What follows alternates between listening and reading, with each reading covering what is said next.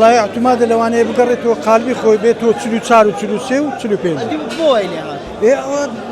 نكسك مجموعة ما فينا اللي ربرزيان كردو تواو اگر نسل قريني حكومة العراق قلالي درنينا قراني نكرديار بس تسيودوا لشي بعده قراني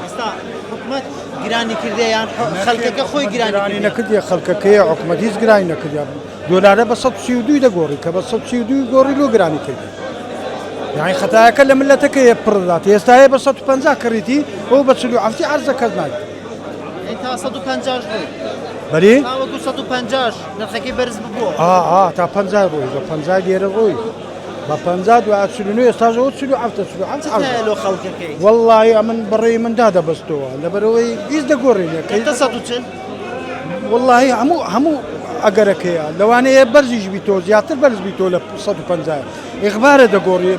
ظروف العراق دغوري ظروف العراق برو خرابي بشيتن طبعا دشي باري عراق بلام حتى استهيز لغورينيا هيز دغورينيا برزمنوش شكاتي ان شاء الله دي تخوان مهم ياخذ خوي بيدان دال زلالي بدور بي قناع يستهي بس 150 كردي بس تسلو على دفتر السياسه زاري لا بايتي لا باي او يدري بشتش خير كم الي لا توجدي تقول دوادي توصل تسلو سي ذكرته قاعده خوي معناها تشزر المندبي فقيره